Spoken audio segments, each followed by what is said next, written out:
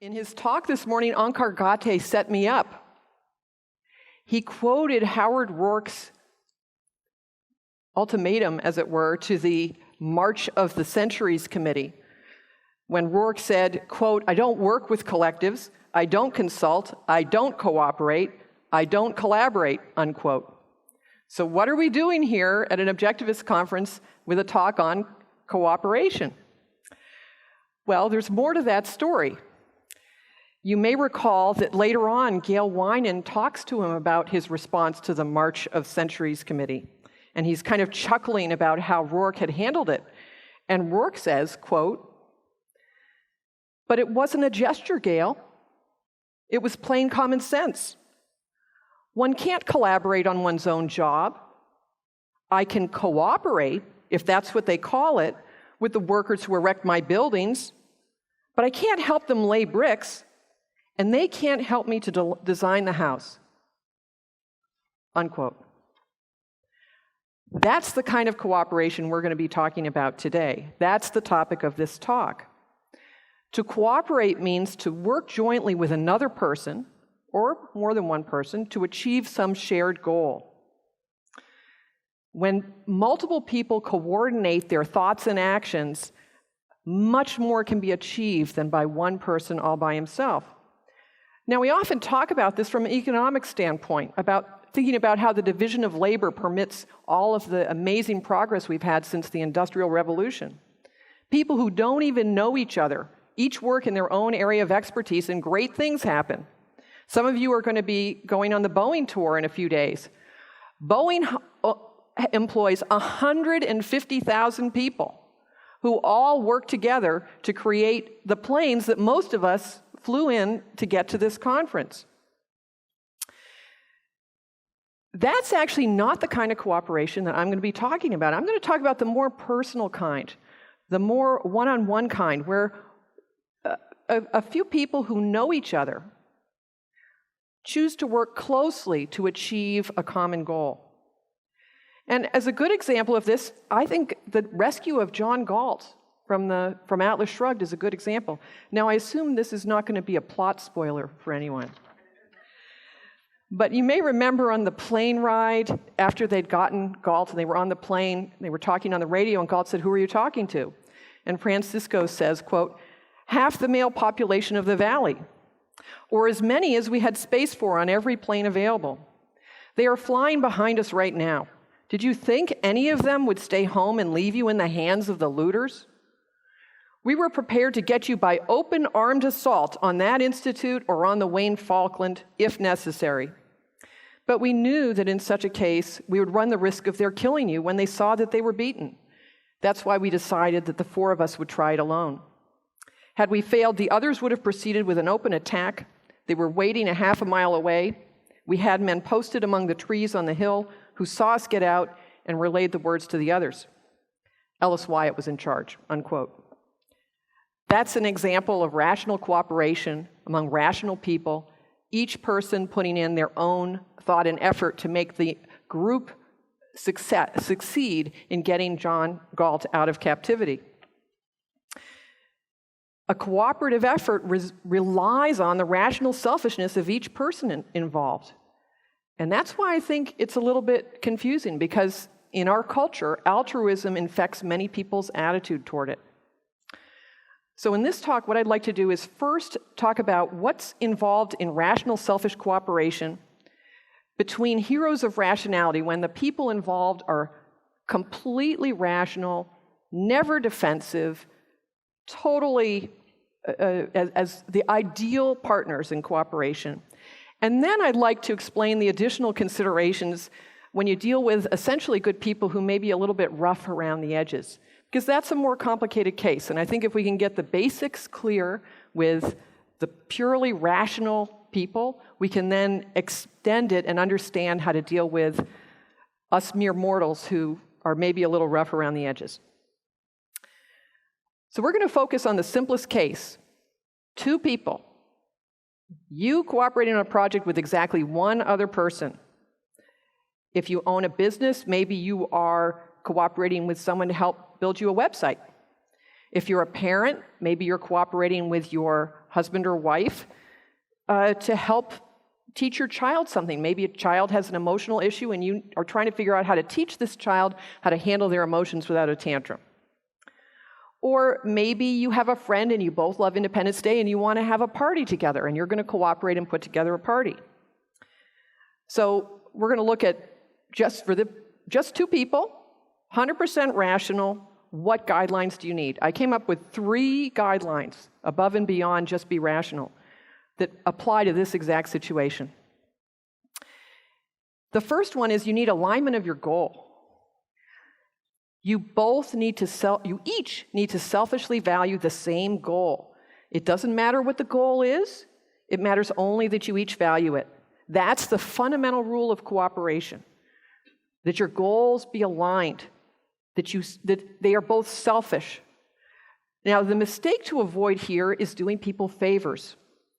Cooperating in a project is not the same as doing favors for a friend. Not every joint activity is cooperation. So, for example, when I'm in a rush to get out the door for a trip, my husband often helps me with my luggage. He does that as a favor. It's very kind of him. It helps reduce my stress level. But he's doing it because he loves me and he wants me to be happy and he likes to see me succeed. It's not because he personally, selfishly wants to get me out of the door. Or maybe it is, and he just doesn't tell me that. Whereas in contrast, the rescuers of Galt, each one of them wanted to get Galt out of that prison. And this is not just common sense, the idea that you need to share the goal. This actually comes out of the fact that values are objective. Let me remind you of the objective theory of values for those of you who are not super familiar with it. This was explained in What is Capitalism? In Capitalism, the Unknown Ideal by Ayn Rand. She says, quote, "The objective theory holds that the good is neither an attribute of things in themselves, nor of man's emotional states, but an evaluation of the facts of reality by man's consciousness according to a rational standard of value." So it's facts of reality evaluated by a consciousness by a rational standard. That was me, not Ayn Rand. Back to Ayn Rand. Fundamental to an objective theory of values, this is a little bit later in the passage. Fundamental to an objective theory of values is the question of value to whom and for what, unquote. Of value to whom and for what? When you have a cooperative undertaking, you have 2 people. So you have 2 people pursuing one goal, but that means there are 2 people, there are 2 minds. There could be 2 standards of value because, the moral standard is the same for both of them, but other standards are not necessarily. 2 evaluations. So if you're going to cooperate, each one of them needs to objectively reach the same goal. So, for example, if you're trying to work with your spouse to teach your child some emotional skills, you each, by your own reasoning mind, have to have concluded that the child needs the skills, that this particular method you're teaching, maybe parent effectiveness training, is worthwhile for that, and that it's possible and that you can do it. And if you haven't each reached that conclusion, you're not going to be able to cooperate on that goal. There's no revealed truth. This is the point that values are not intrinsic. Just because you see, and they're not subjective either. It's not intrinsic. It's not obvious to every parent that this child needs this training. It's not the revealed truth. And it's also not subjective. Just that because you see that it's needed doesn't mean that the other person sees it. You need to both independently make that assessment. And I'll tell you, if all you learn about cooperation in this whole talk is the fact that objectivity requires that you each individually, selfishly choose the goal, that will be excellent. That will help you in all of your joint projects. You'll be ahead of most people. Just this one principle will help you avoid a lot of pitfalls. But wait, there's more. The second general principle, I think, is objective communication. Now, this is a big topic, but I'm going to point to a small piece of this topic. I gave you a couple of references on the handout. You should all have gotten a handout when you came in. And it's got a brief outline of the talk, and then it has some resources. And I have a couple of resources on objective communication. And we're going to be talking about that in kind of a small scale here, because you can take a 10-hour course from Leonard Peikoff on that if you want. The point is, a shared selfish goal is not enough for success. Inevitably, you need to be able to deal with misunderstandings and disagreements. Even if you're completely rational, you can have different standards of value and reach different conclusions and disagree about what to do. And to navigate these successfully, you need to be able to communicate effectively and objectively. And objective communication requires two things. These are two facts that you need to hold in mind. You got two minds, right? The other person can't read your mind. I know you thought that the other person could read your mind, but the other person can't read your mind. Only physical actions are observable. And so if you have something in your mind that they don't know, you need to share it with them. Or if they know something that you don't know, you need to somehow get them to tell you. And then the other part, again, straight out of the fact that values are objective, is you don't necessarily care about the same thing. Even though you have the same overall goal, you may have different priorities different preferences about how to go about it, different priorities. No two people prioritize every side issue the same way. There are a lot of options. I mean, even just again looking at Atlas Shrugged, Galt and Francisco and Ragnar chose 3 different ways to approach the strike. And, as I understand it, Galt and Francisco were a little nervous about Ragnar's choice for how to go on strike, but it was his choice. So knowledge and values are objective. They're conclusions reached about reality by an individual mind going through their own process. So 2 people equals 2 concepts of knowledge, 2 value hierarchies, and possibly 2 conclusions. Let me tell you a little story that I'm going to use actually through most of the rest of the talk just to concretize some of these things. A few weeks ago, I went up to visit my mother. My mother's 87, and she's wonderful. We have a good relationship.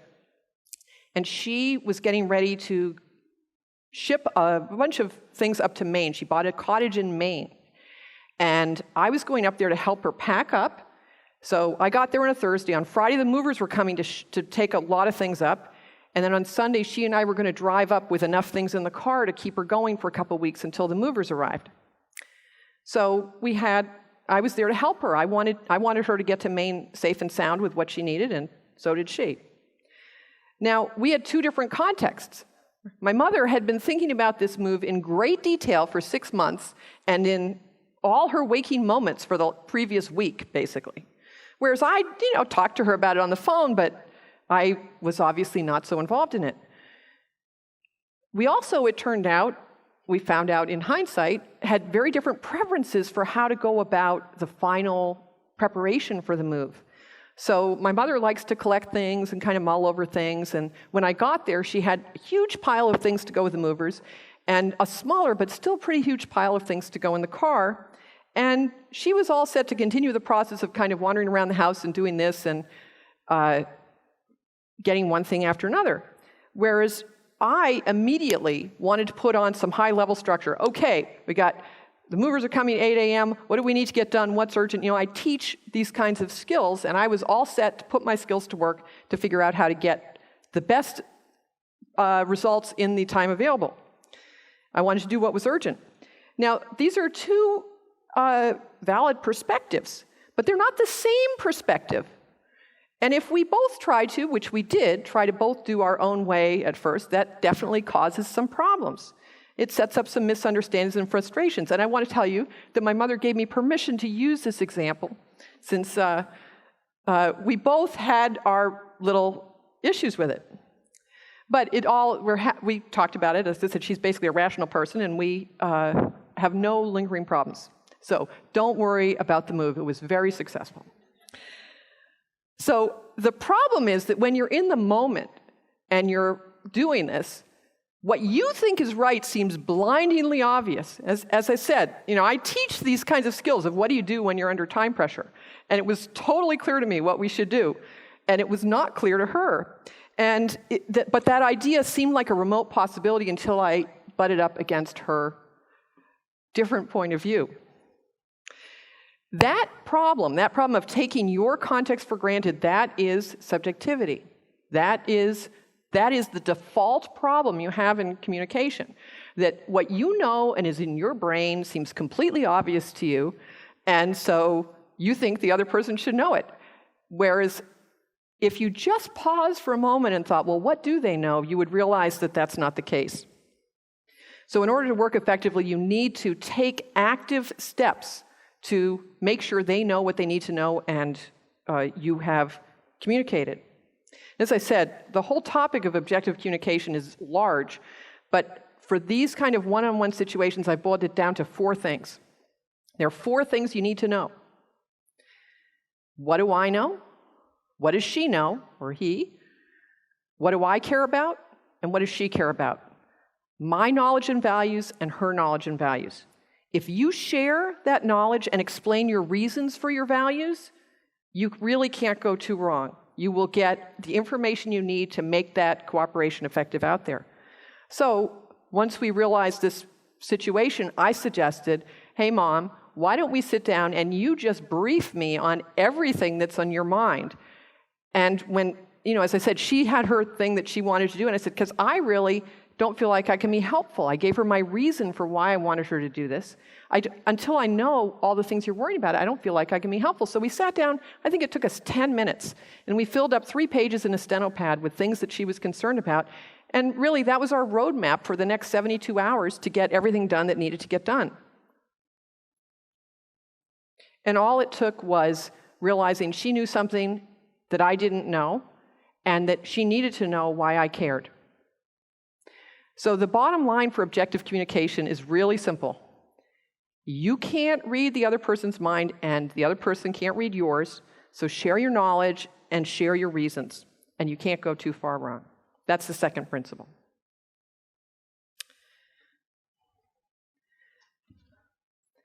Third principle. Respect each other's autonomy. So a shared goal and good communication is not all, it will solve most problems. It really does solve most problems in a cooperative undertaking, but not every one. You also need to respect each other's autonomy. So, in that quote from Rourke, he said he can't lay the bricks for the bricklayer, and the bricklayer can't help him design the house. Well, what do you call a boss who comes in and tries to help lay the bricks? You're a micromanager, right? If you get in the way of the other person doing their part on the cooperative project, really doesn't work, and it creates a lot of problems. So again, back to this packing story, one of the tasks was to take this pretty large pile of things to go in the car that was really more than either of us thought could possibly go in the car, and whittle it down to something that would fit. And when we tackled that, it became very clear this was my mother's task. She did not really want my opinion on what should go in the car, and honestly, I didn't have the context to make the judgments. I could make some suggestions of things that we could buy or whatever, but I couldn't do it for her.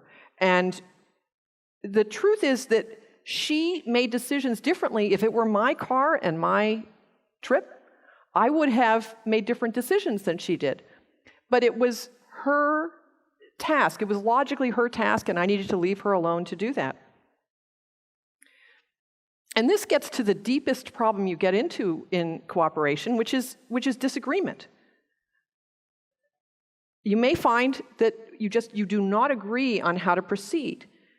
Your priorities are different for your child's upbringing. Your idea of a good party is different. And this is not a business situation. In a business situation, there's someone hired to break that deadlock. It's called the boss. And if 2 people can't agree, the boss gets to decide. Now, you'd be surprised. That's actually a harder case to deal with objectively. But when you're one-on-one, you need to somehow work it out yourselves. And the most important thing, just like if you have an internal conflict, the most important thing is not to deny the conflict, but to give both sides a fair hearing. That is also the most important thing. Recognize there is a conflict, give both sides a fair hearing, and really figure out how you're going to deal with it.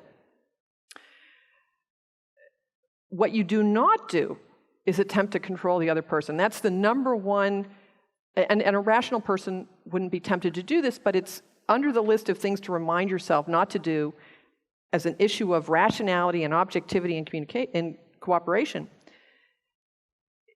You don't control another person. There's a wonderful line in the Metaphysical versus the Man-Made in Philosophy Who Needs It, where Ayn Rand says at the end of a passage, a man's volition is outside the power of other men. It's a nice line. Man's volition is outside the power of other men. People have sovereignty, and you can't tell someone you can tell someone what to do, but you shouldn't tell someone what to do. You shouldn't insist that they change their minds or make an ultimatum about what they have to do if you're going to continue partnering with them.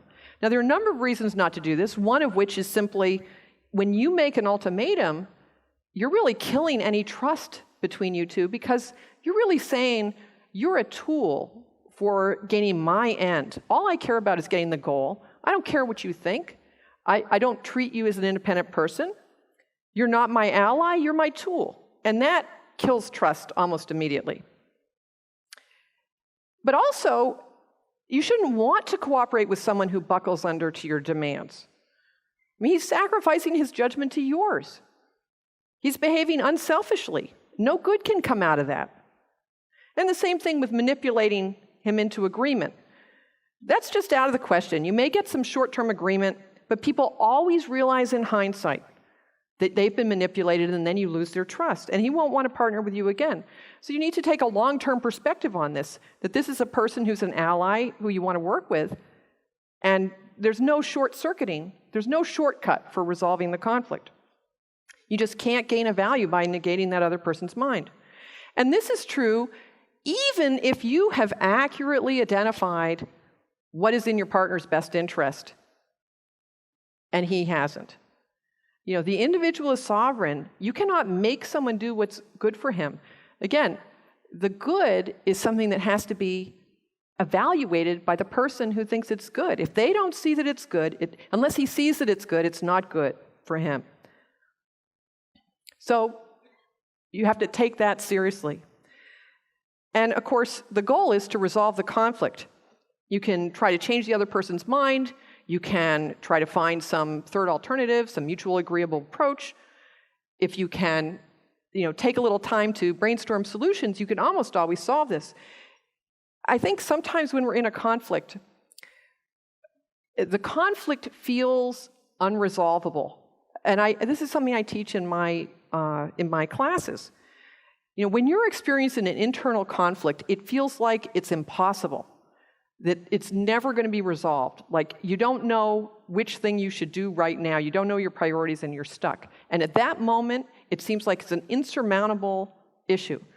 But with 3 minutes, with the appropriate tactic, you can almost always resolve that conflict. And if you can't do it in 3 minutes, 90% of the time, you can do it in 10 minutes. It's only very rarely that you can't resolve a conflict with a few minutes of concentrated thought or a few minutes of effective conversation if it's with another person. And, so what that means is that very rarely you'll have an irreconcilable difference and you'll need to stop having the project with someone. But that is a fact. That's a fact. Getting the goal and keeping the project going doesn't trump being rational and respecting them as an individual sovereign being who needs to agree with how you go forward. So those are the three, what I would consider really basic principles of cooperation that apply. Rational people, totally rational people need to make sure that they follow these rules. They need to make sure they align the goal, that it's selfish for both of them. They need to make sure that they communicate objectively so that there's no mind reading involved, and that they respect each other's autonomy. So they each do their own job, and they also respect that they need to agree. They need to find the way to agree to move forward without making one do what the other one says.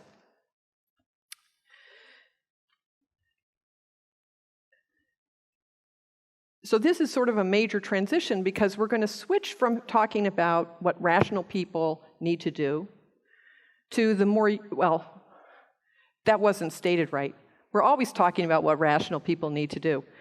But I want to look at the more usual case, which is more complicated, which is when you're cooperating with another person who's a little rough around the edges, meaning that they can get defensive. And I definitely put myself in this case. I mean, I don't know too many people who never get defensive. There are a few people who really have it together, but most people get defensive sometimes. And that is a big complication for a cooperative project. So even though you're fundamentally rational, even though you're fundamentally good, sometimes this can get in the way. And I don't think that there's a mystery for that. Most of us have accepted wrong premises as children, and we haven't completely disintegrated them. And so, an altruistic belief or second-handedness or duty premise, all of these can be associated with your sense of worth. Emotionalism can be associated with your sense of independence. Old premises can trigger irrational thoughts.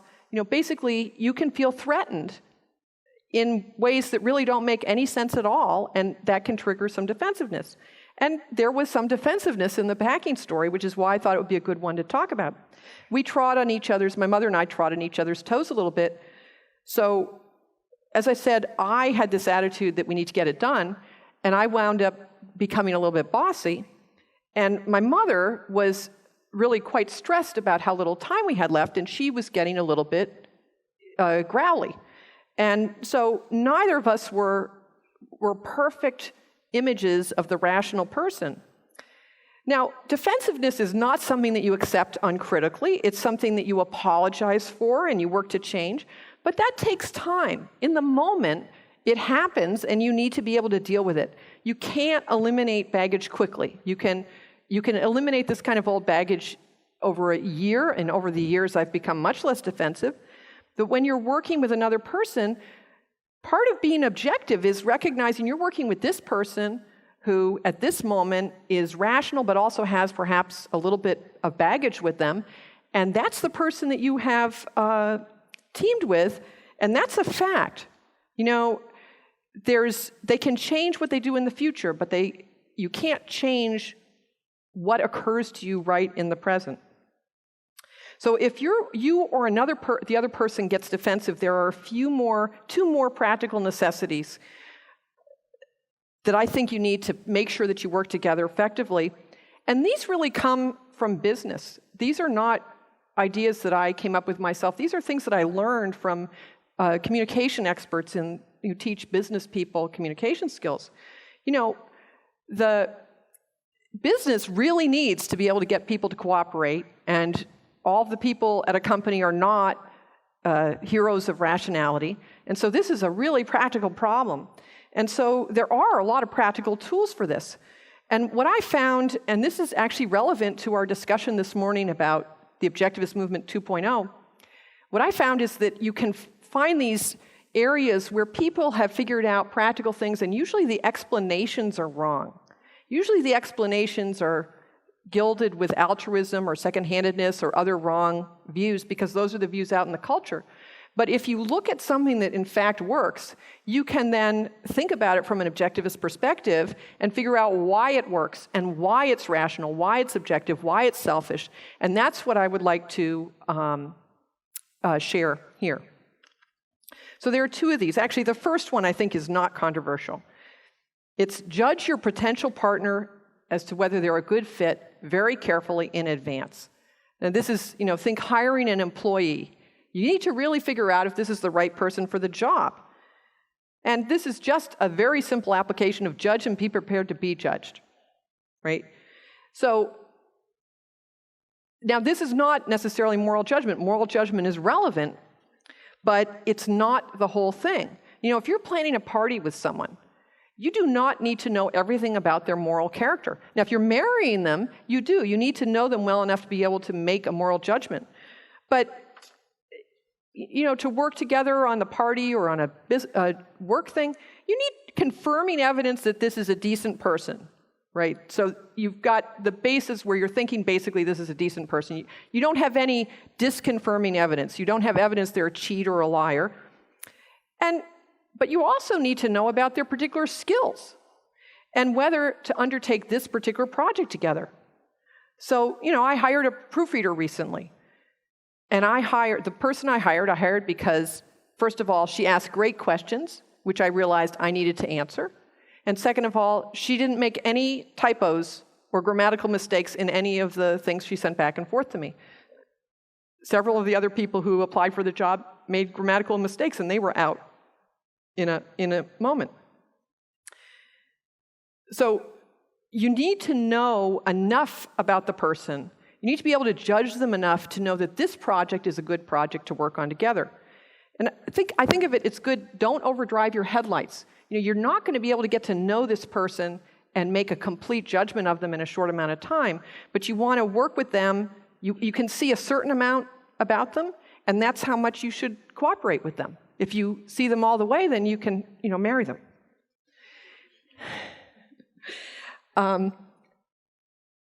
Only one person at a time. But the point is, you judge this on the basis of objective evidence. So like in a retail situation, what is the objective evidence that it's okay to buy a banana from this corner store? Well, there don't seem to be any gangsters around. It's relatively clean. That's probably enough evidence to buy a banana from the store. But even something like planning a celebration, there's actually a little bit more.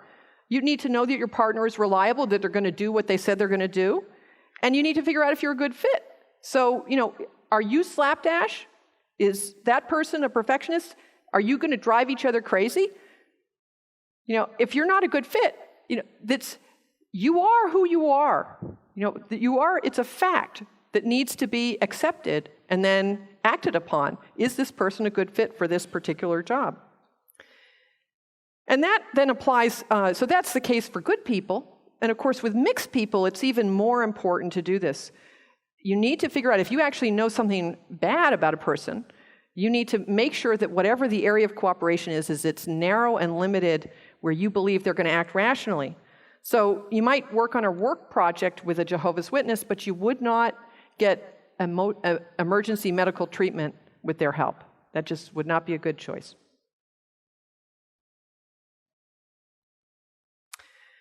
Now, I think the question is, what is the objective standard that you decide whether someone is a good partner or a good fit?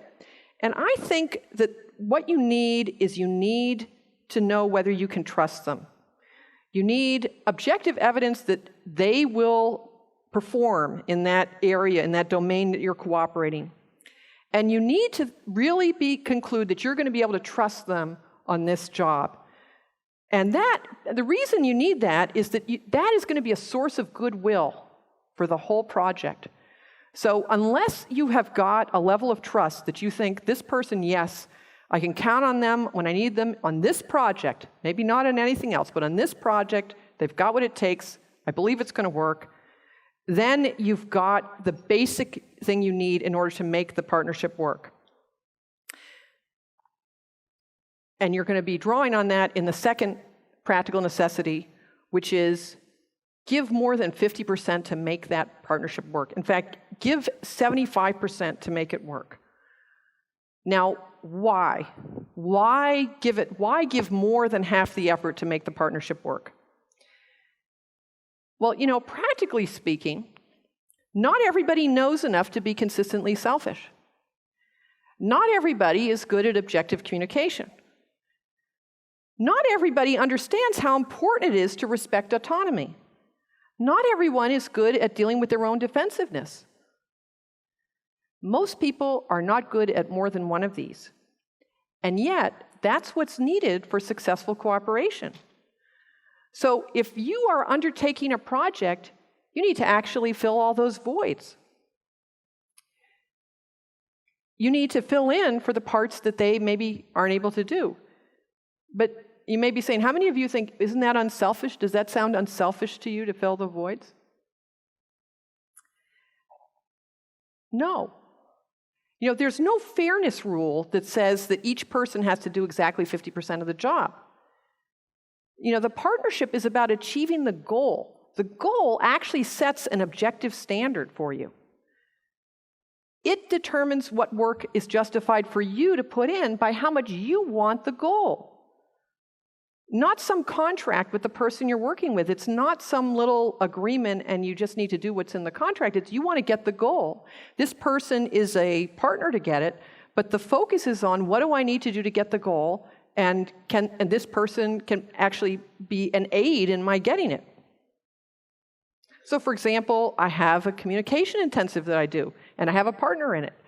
Now he teaches 2 of the days, and I teach 2 of the days, but I do all the marketing.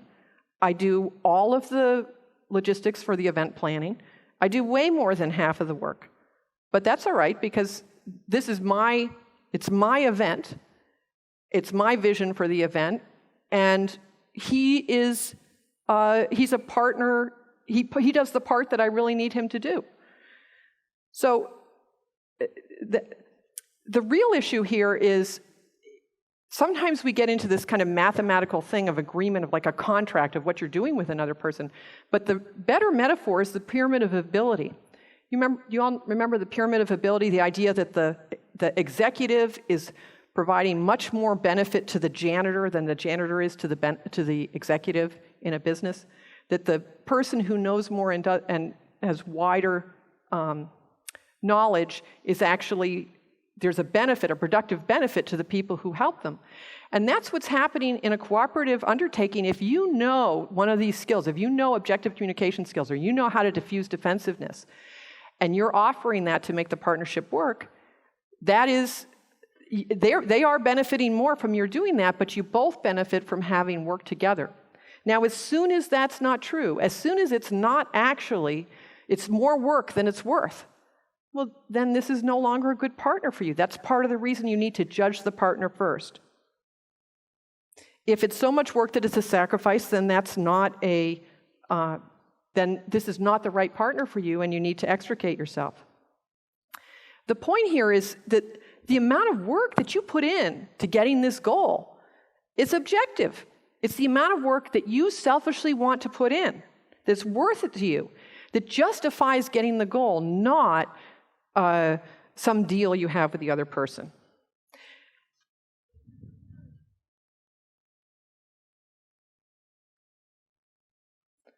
Let's look at how this applies to each of the 3 principles, because I think, in a sense, we're now going to go through each of the 3 basic principles and see how it applies and how you may need to give more than 50% on each of these. So, for example, on selfish alignment, you may need to do 75% of the work here.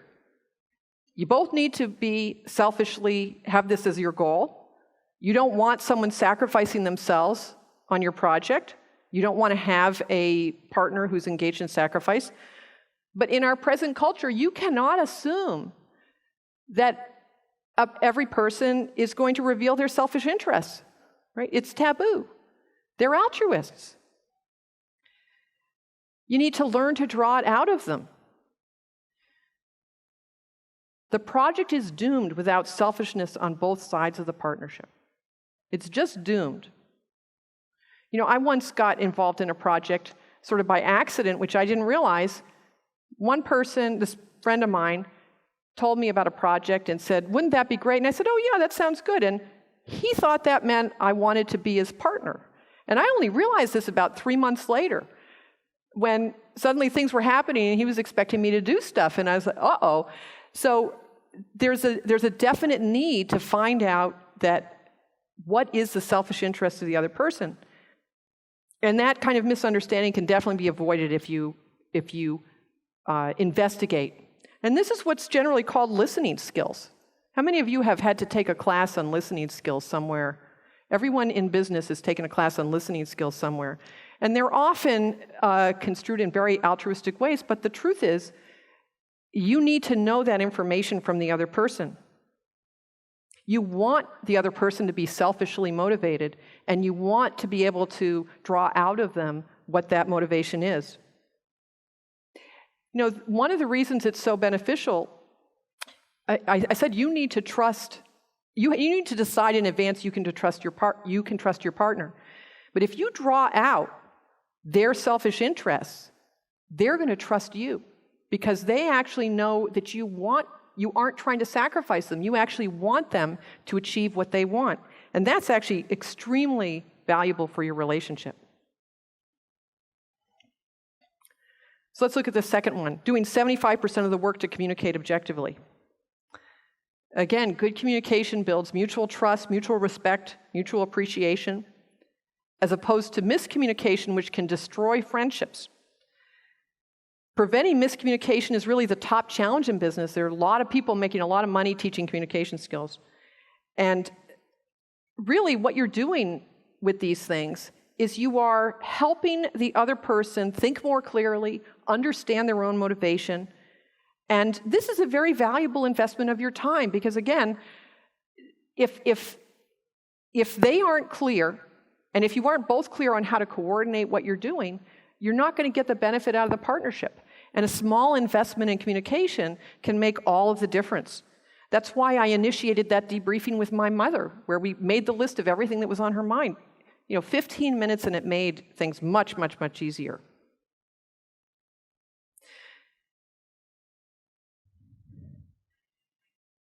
It's particularly important when things go wrong, and this is where I think you really need to put in that extra 75%. When the other person makes a mistake, or there has been a miscommunication, or they did something you don't believe is in accordance with your agreements, it's extremely important not to assume evil intent. This is an example of something that is in the culture that can sound very suspicious because you may have heard the universal attribution error is what this is called, of assuming that the person was being bad. And you're never supposed to do that. They say, oh, you never. But of course, they also think you should never judge people.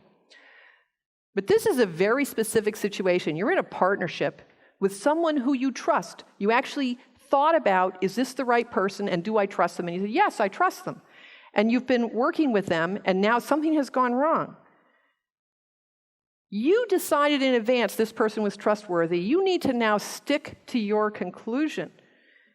You've built up a shared context. You've invested in this partnership. There's a positive foundation you're building on. This is the context where you should absolutely at least start with not assuming that there's any evil intent. This person deserves the benefit of the doubt. This is not some favor that you grant them. This person has earned the benefit of the doubt, and that's why it was so important that you really made a conscious judgment about them. It's on that basis that now when something goes wrong, you call on that and you say, well, of course I give them the benefit of the doubt. This is a good person. That's why I'm sharing with them. Now, of course, you assume it's an innocent error. Now, of course, you may find out that they did something bad, but that's later. That's after you have more evidence of that. It's the jumping to the conclusion they did something wrong that's really a problem. And absolutely crucial for making the cooperation work, because what happens if you jump to the conclusion that they were bad? They react how? Defensively, right? This triggers defenses in them. Their defensiveness will trigger in you. This then escalates into acrimony. You guys have all seen it. It really creates a lot of problem.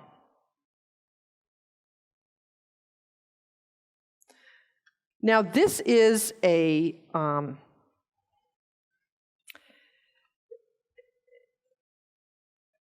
to avoid this kind of problem. As I said, this is a mainstream skill. There are various things.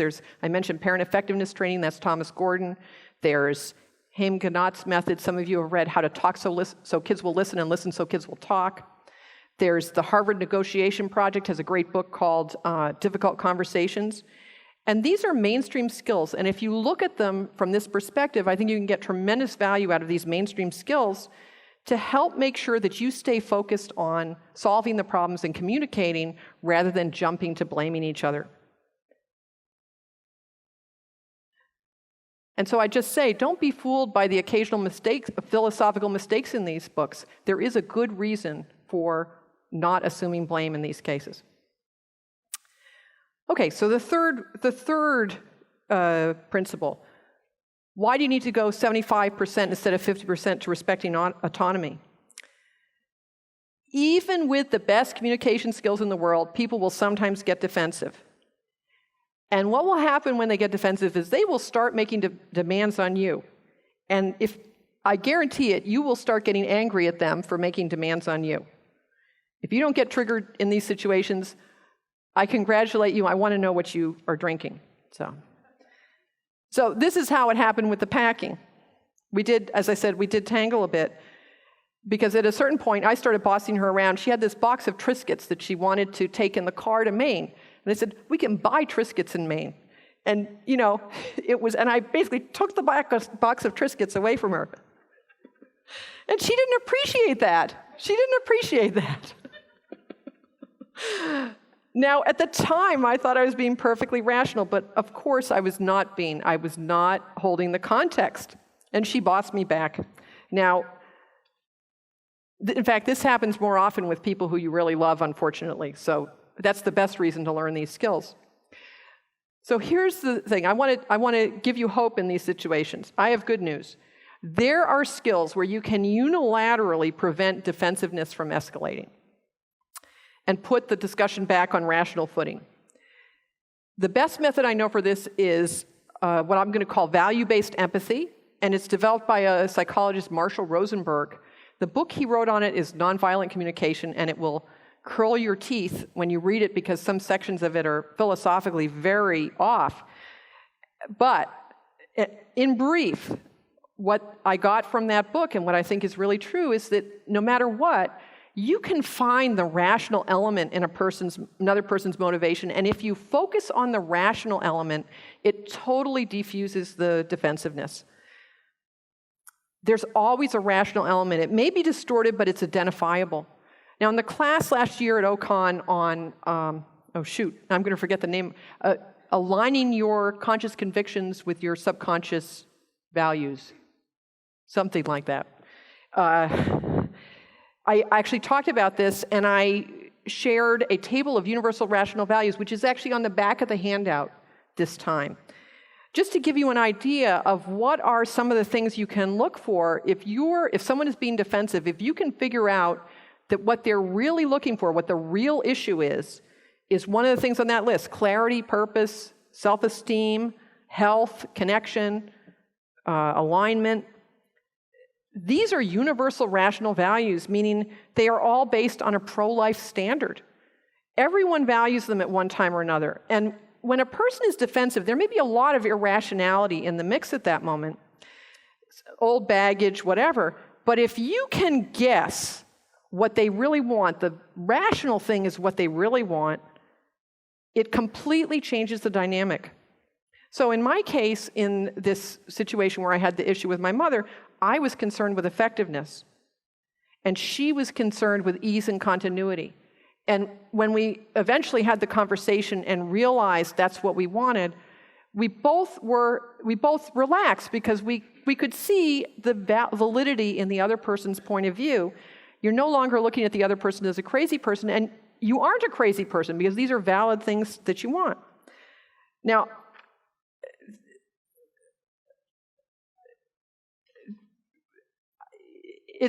this is not something that I can teach you in this class. I'll tell you, I have 100 hours in this, and I still mess up sometimes.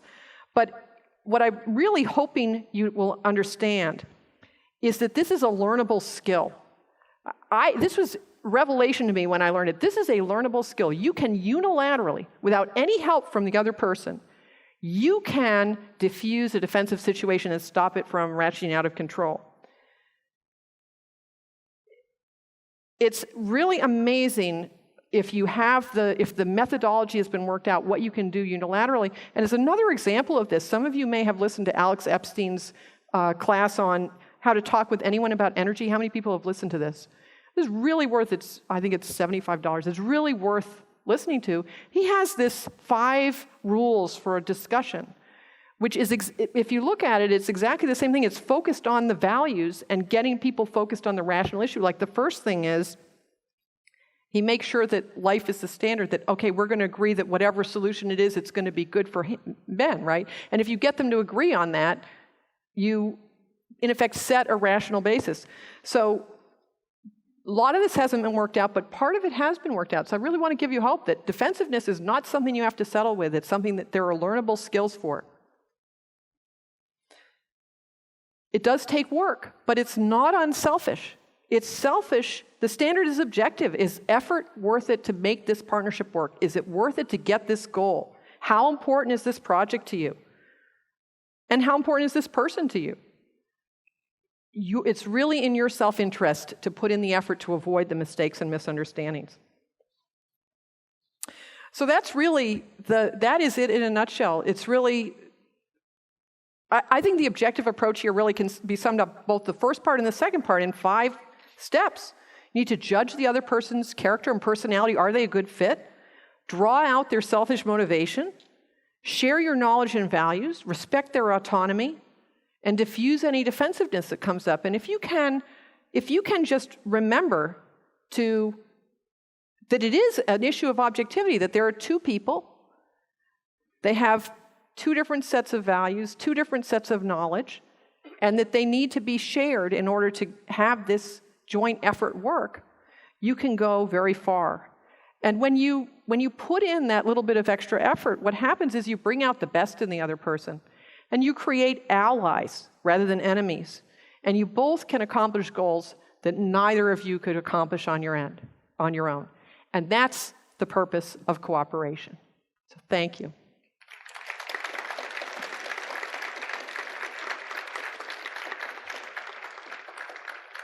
So we have a little time for questions.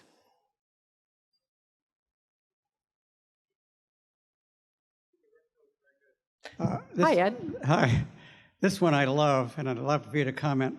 So you read the sports pages, which I do regularly. Okay. And they write about team effectiveness. Mm-hmm. And every time, the axiom is, be unselfish. And I can't decide whether to laugh or to get infuriated. So you want to comment on that? I think that's, you all heard Ed said that they're always saying that the team members are being unselfish, but what it really is that they are really aligned around the goal.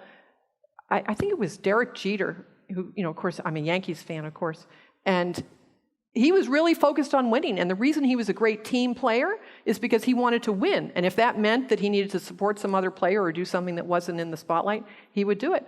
And that's really what it is. It's completely selfish. Those professional athletes, they want to win, and that is a selfish goal, and anyone who says it's unselfish hasn't talked to any of these athletes because they can tell you differently, but they've been brainwashed. Hi. So occasionally, due to the lack of, or making assumptions about the other person or their assumptions about you, oftentimes I found that there's a delay in this sort of reconciliation or the recognition of the other person's values or whatever. And that delay comes with time. And so do you have any sort of tips or recommendations on ways to get the conversation going after some time has passed, or an appropriate amount of time, or just some signals for us to think about to allow that delay? Well, that actually suggests something that I didn't get to fit into the talk, which is calling a do-over.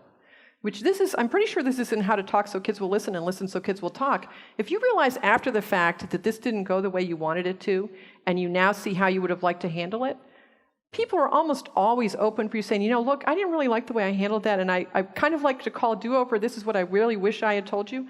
People are often very open to that. So I would call a do-over. You're allowed. Cool. Thank you.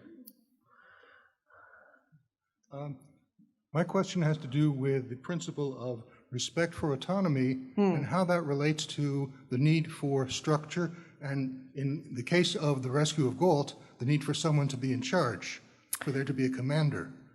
Now, in the other cases you mentioned, you said there's no boss, it's basically 2 people. Oh, because most of the talk was about just 2 people, yes. Now, in that case, would you ever recommend specifying procedures in advance for dispute resolution? Right. So, as I said, actually, in the case where you have a boss, it's actually more complicated because you need to have it be objective, and people need to accept that this person is the boss.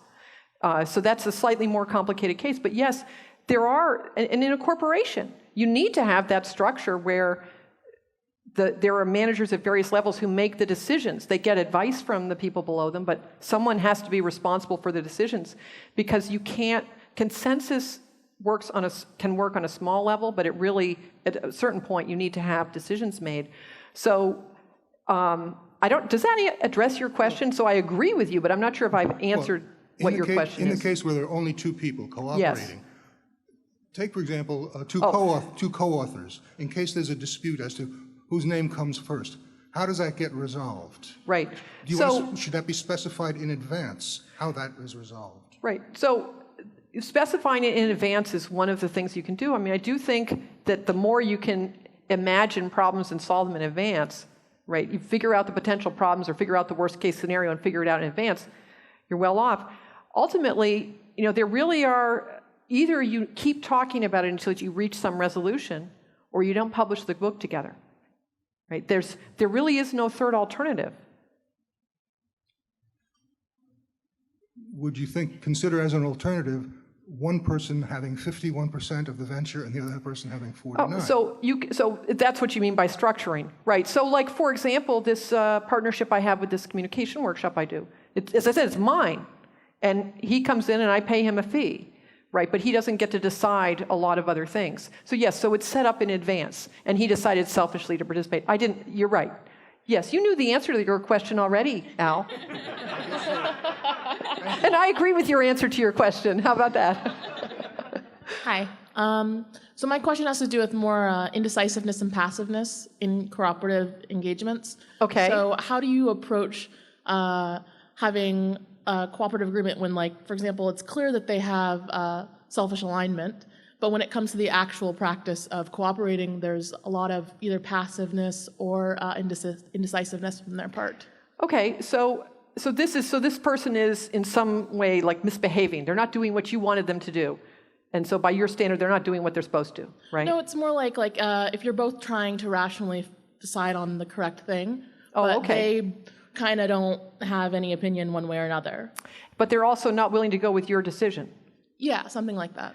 Okay, so this is a slight cop-out, but I'll do a cop-out and a non-cop-out. So here's the cop-out.